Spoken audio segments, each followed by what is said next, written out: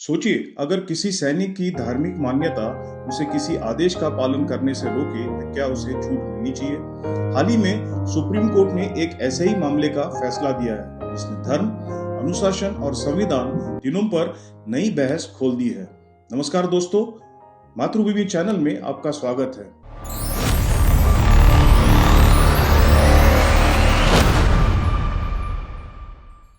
आज हम बात करेंगे एक ऐसे मामले की जिसने संविधान, सेना के नियम और अनुशासन तीनों को एक साथ चर्चा के केंद्र में लाकर खड़ा कर दिया। 25 नवंबर को सुप्रीम कोर्ट ने लेफ्टिनेंट सैमुअल कमल सेन की याचिका खारिज करते हुए भारतीय सेना द्वारा की गई उसकी सेवा समाप्ति को सही ठहराया।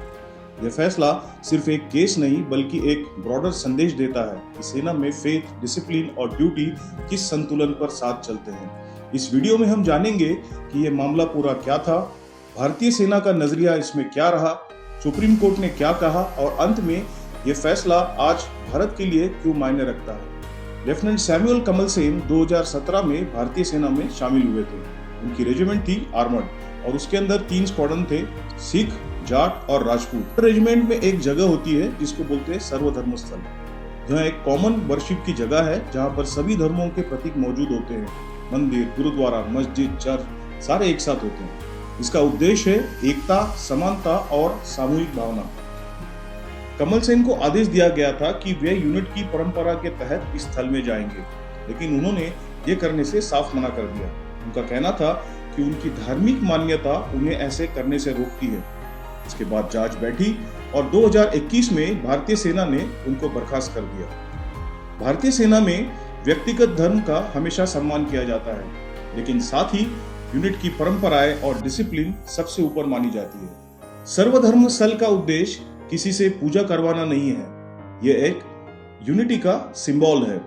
एक अधिकारी से उम्मीद होती है कि वो अपने टीम के साथ बने रहें, उनके साथ जुड़े रहे और न कि उनको अलग करे। अगर कोई अधिकारी सामूहिक परंपराओं से खुद को दूर रखे तो यूनिट की बॉन्डिंग और मोरल दोनों के ऊपर प्रभाव पड़ सकता है। इसलिए डिसिप्लिन और यूनिफॉर्म कंडक्ट को सेना में सर्वोच्च माना गया है। ये मामला बाद में कोर्ट में पहुंचा। अब जानते हैं कोर्ट में क्या हुआ।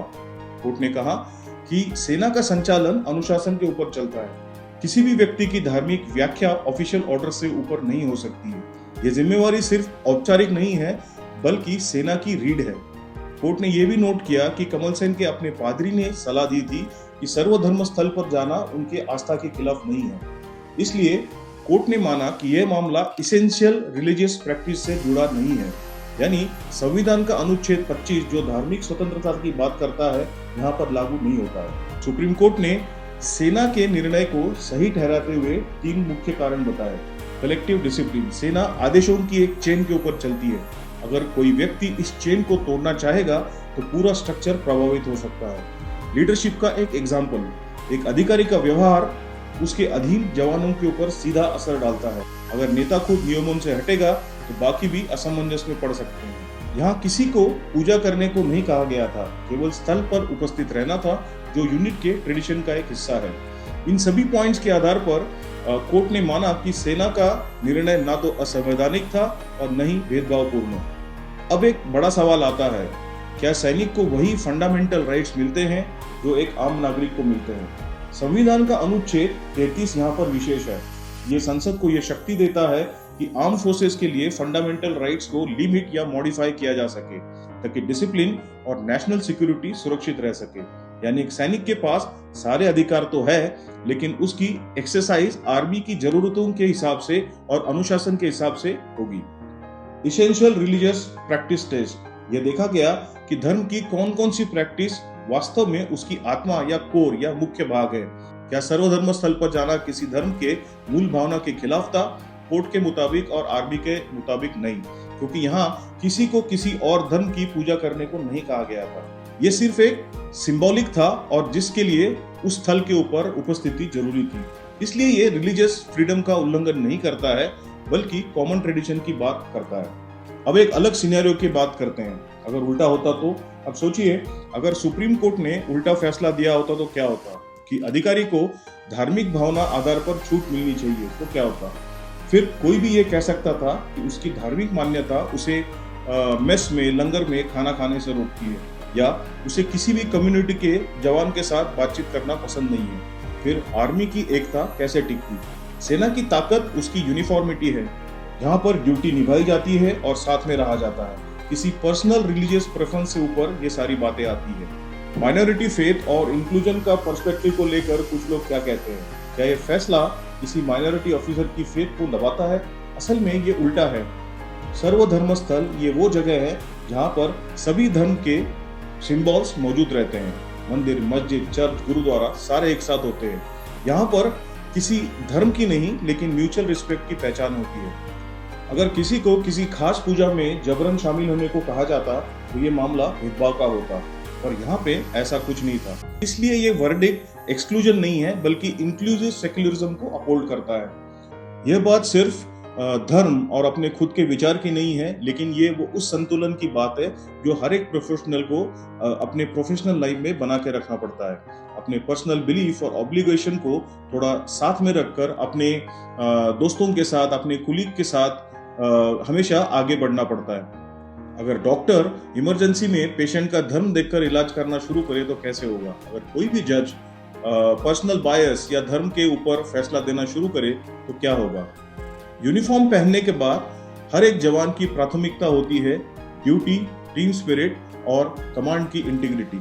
अगर हम बाकी देशों की सेनाओं की बात करें तो हर जगह यही पे पैटर्न दिखता है। अमेरिका, ब्रिटेन और इजराइल और बाकी कई अनेक देशों की सेनाओं में ये चीज आपको दिखने को मिलती है। उनकी सेना में हर एक धर्म, हर एक बिलीफ के सोल्जर्स को, ऑफिसर्स को भर्ती किया जाता है, लेकिन ऑपरेशनल डिसिप्लिन के ऊपर कोई कॉम्प्रोमाइज नहीं होता है। इंडियन आर्मी इस इंटरनेशनल स्टैंडर्ड के ऊपर खरी उतरती है, बस एक खास भारतीय तरीके से, क्योंकि यहाँ पर डाइवर्सिटी बहुत गहरी है, इसलिए इंक्लूजन और रिस्पेक्ट का लेवल भी और ज्यादा होता है। सर्वधर्म स्थल उसी भारतीय सूझबूझ का प्रतीक है। इस जजमेंट को गलत समझने का खतरा भी है। कुछ लोग कहेंगे कि कोर्ट ने धर्म को कमजोर कर दिया, लेकिन सच्चाई यह है कि कोर्ट ने फेथ और ड्यूटी के बीच की सीमा स्पष्ट कर दी। सेना में हर धर्म के लोग हैं और सबको अपनी पूजा का अधिकार है। आर्मी में दिवाली, ईद, क्रिसमस और गुरुपुरब ये सारे त्योहार मनाए जाते हैं और इसमें सारे धर्मों के लोग और जवान मिलकर हिस्सा लेते हैं। यही है भारतीय सैन्य संस्कृति, यूनिटी थ्रू डाइवर्सिटी। इस केस में एक बहुत गहरी सीख मिलती है, खासकर उन युवाओं को जो यूनिफॉर्म पहनने का सपना देखते हैं। सेना में आपकी पहचान सबसे पहले आपकी वर्दी है, आपका धर्म नहीं। आपका आचरण, आपका अनुशासन आपके अधीन जवानों की दिशा तय करता है। अगर आप खुद यूनिट की ट्रेडिशन से दूरी बनाएंगे तो हर जगह कंफ्यूजन होगा।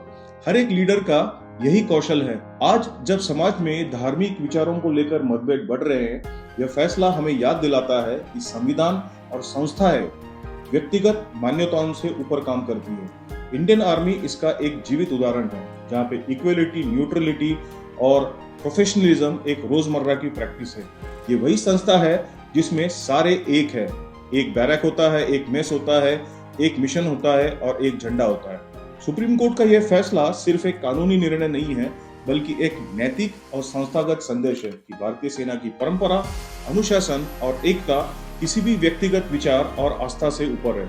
यही भावना, एकता, सम्मान और अनुशासन भारतीय सेना की असली ताकत है। मैं कुमाऊं रेजिमेंट से बिलोंग करता हूं और जब मैं 13 राष्ट्रीय राइफल में पोस्टेड था तो हमारी यूनिट में काफ़ी धर्म के, काफ़ी जाति के लोग थे। सिख थे, हिंदूज थे, क्रिश्चियन थे, तो हर तरीके का त्योहार मनाया जाता था। उदाहरण के तौर पर जो आसपास के गांव के जो हाजीज होते थे उनको सम्मानित किया जाता था। ईद के ऊपर उनको दावत दी जाती थी। उसी तरीके से बाकी त्योहार भी मनाए जाते थे।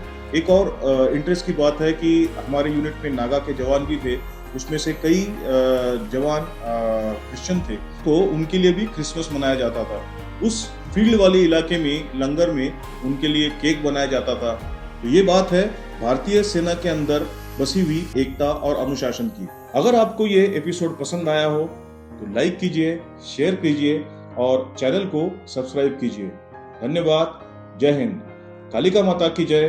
दादा कृष्ण की जय।